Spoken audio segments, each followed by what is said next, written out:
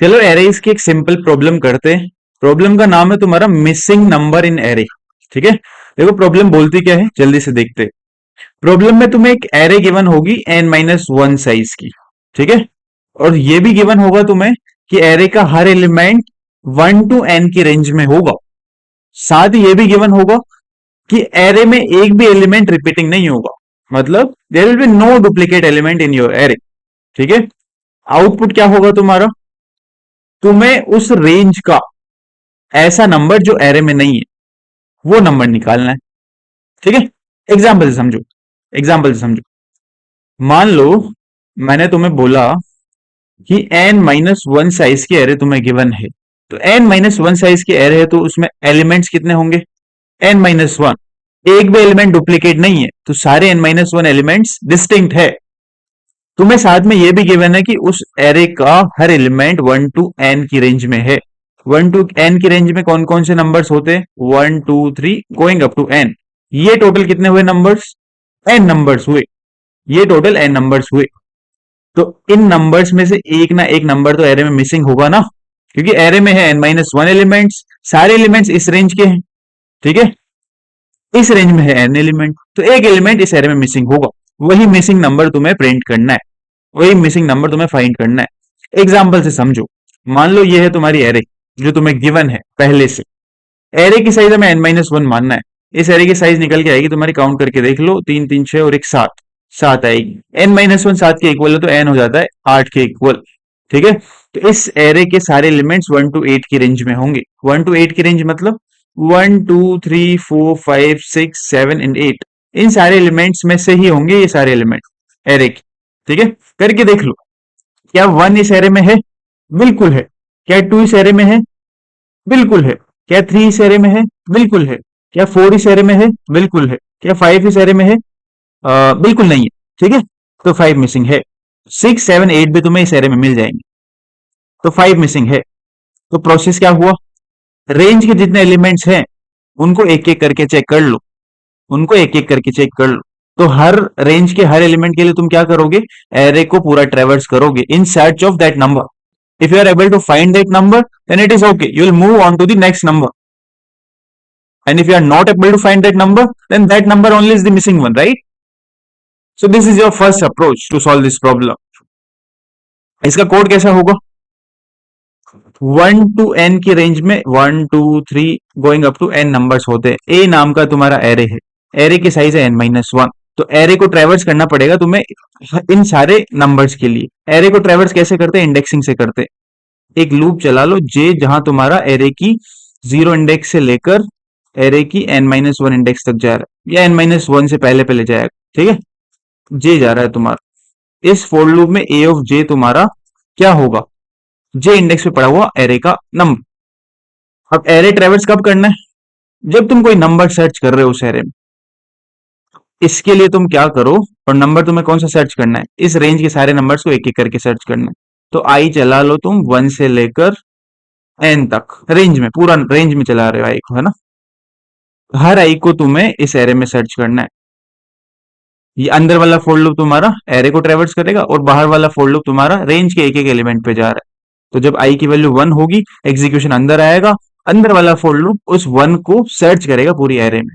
ठीक है, so if you are able to find that number, मतलब जे इंडेक्स पे तुम्हारा जो एरे में नंबर है वो आई के इक्वल है, तो तुम्हें वो आई मिल गया उस एरे में।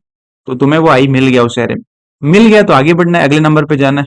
तो ब्रेक कर देना है। ब्रेक क्या करता है, तुम्हारे करंट फॉर लूप से बाहर ले आता है। करंट फॉर लूप कौन सा है, अंदर वाला। तो अंदर वाले फॉर लूप से वो तुम्हें बाहर ले आया है। तो बाहर लाके अगली बार आई की वैल्यू बढ़ेगी, दूसरे आई को तुम सर्च करने जाओगे एरे में। ठीक है, अब मान लो कोई आई तुम्हारा एरे में नहीं मिलता है, तो उसका पता कैसे लगेगा। तो उसके लिए तुम क्या कर सकते हो, before starting the array traversal flag बना लो एक, जिसको तुमने 0 कर दिया है। ठीक है, जब तुम्हें वो आई मिल जाए, मतलब किसी जे इंडेक्स पे एरे में वो नंबर आई पड़ा है, तो ब्रेक करने से पहले फ्लैग को कर दो 1। ठीक है, ट्रेवर्स तुम एरे को पूरा कर चुके हो, मतलब अंदर वाला फॉर लूप तुम्हारा खत्म हो चुका है, मान लो अंदर वाला फॉर लूप तुम्हारा पूरा खत्म हो चुका है, मान लो। अगर अभी भी फ्लैग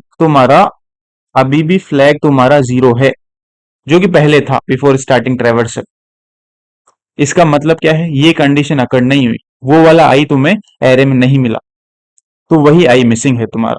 तो प्रिंट करो, आई इज मिसिंग। ठीक है, प्रिंट कर दिया, अब आगे जाने की जरूरत नहीं है तुम्हें, तो वहीं ब्रेक कर जाओ। मिसिंग नंबर मिल गया ना, तो आगे नंबर्स के लिए चेक करने की जरूरत नहीं। ये तुम्हारा कोड हुआ, ये तुम्हारा कोड हुआ। इस कोड की टाइम कॉम्प्लेक्सिटी कितनी है? टाइम कॉम्प्लेक्सिटी किसी कोड की कैसे निकाली जाती है, ये मैंने प्रीवियस लेक्चर्स में डिस्कस किया है। तो अगर तुम्हें टाइम कॉम्प्लेक्सिटी में डाउट रहता है, तुम्हें समझ नहीं आती है, तो उन लेक्चर्स को देखो, वैसा एक्सप्लेनेशन तुम्हें नहीं मिलेगा। एक बार देखते ही तुम्हें प्रोसेस पता लग जाएगा कि कैसे तुम किसी भी प्रोग्राम की टाइम कॉम्प्लेक्सिटी निकालते हो। ठीक है, वो तुम्हारे लिए बच्चों का खेल हो जाएगा फिर। तो एक बार मैं सजेस्ट करूंगा, अगर तुम्हें टाइम कॉम्प्लेक्सिटी में प्रॉब्लम आती है तो वो लेक्चर्स देखो, इसी प्लेलिस्ट में तुम्हें मिल जाएंगे। ठीक है, तो अभी के लिए इस प्रोग्राम के लिए मैं तुम्हें बता देता हूं, इस प्रोग्राम की टाइम कॉम्प्लेक्सिटी आएगी बिग ऑफ एन स्क्वायर। वो कैसे आएगी? एक लाइन को 1 मिनट मानो, तो ये लाइन जो है तुम्हारी इनर मोस्ट फॉर लूप में, दो फॉर लूप है, इनर मोस्ट फॉर लूप में ये लाइन है। ये लाइन कितनी बार चलेगी? आई की वैल्यू 1 के लिए अंदर वाला फॉर लूप चल रहा है 0 to n-1, तो अप्रोक्स n बार चल रहा है। आई की वैल्यू 2 के लिए भी ये फॉर लूप n बार चलेगा, और जितनी बार अंदर वाला फॉर लूप चल रहा है उतनी बार ये लाइन एग्जीक्यूट हो रही है। तो ये लाइन टोटल कितनी बार एग्जीक्यूट होगी? आई की हर वैल्यू के लिए n बार हो रही है, और आई चल रहा है n बार, तो n multiplied by n bar execute होगी ये वाली लाइन। तो n multiplied by n number of time units लगेंगे इस लाइन के लिए टोटल। ठीक है, और इस लाइन का मान सकते हो तुम, हर बार फॉर लूप में आई की हर वैल्यू के लिए एक बार चल रही है, तो एक। ठीक है, तो N square plus 1 is the total number of time units you are getting for this particular program, and this is big of N square. ठीक है, so this is how time complexity for this particular program is big of n square. But this is not the optimal one. This is not the optimal one. Then what is the optimal one? Can we solve this problem in some lesser time complexity? Can we? Are you able to think some approach of lesser time complexity than this for the same problem?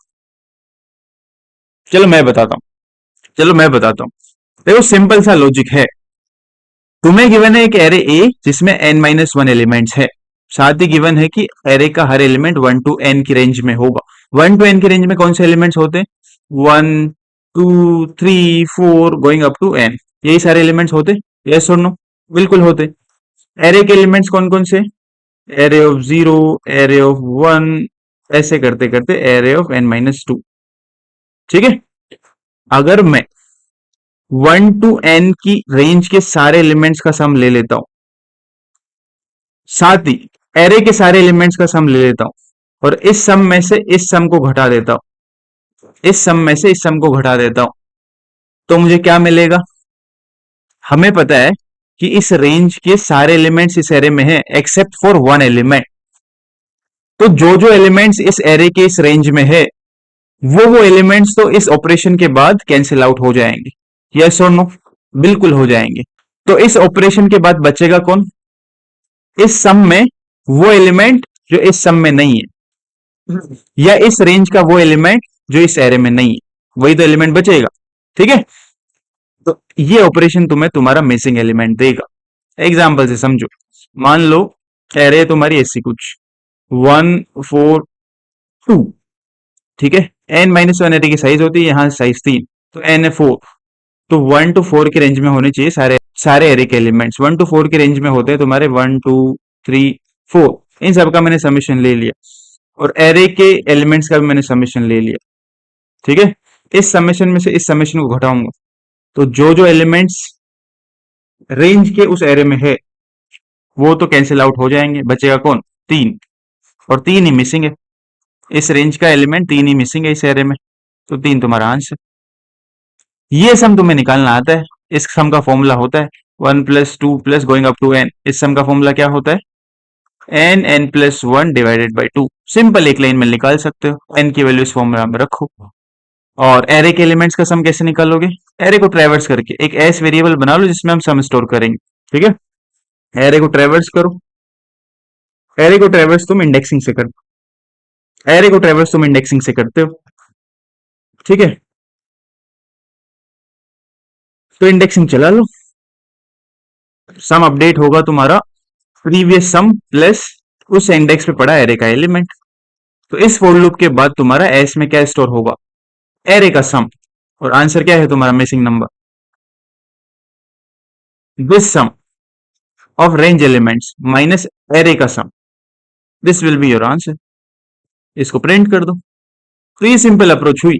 इस approach की time complexity कितनी होगी, एक for loop चल रहा है, अगर एक लाइन का एक यूनिट मानू तो इसका एक यूनिट, इसका एक यूनिट और इस लाइन का एक यूनिट, 3 यूनिट्स तो बाहर वाली लाइंस के। और ये फॉर लूप एन बार चल रहा है अप्रोक्स, और इस फॉर लूप में एक लाइन है तो ये लाइन एन बार एग्जीक्यूट होगी, तो एन यूनिट्स उसके। ठीक है, तो N plus 3 is the total number of time units for this particular program, और इसका बिग O होता है big O of N. So this is how this approach is of big O of n time complexity, which is the optimized one, right? तो ये है तुम्हारी optimal approach. तो इस लेक्चर का कंटेंट यही था। अगर इसमें कुछ तुम्हें डाउट या क्वेरी हो तो या तो लेक्चर को वापस देख लो, या फिर अपना डाउट या क्वेरी कमेंट में मुझे बता दो, तो मैं उसका आंसर कर दूंगा। ठीक है, ओके, चलो बाय।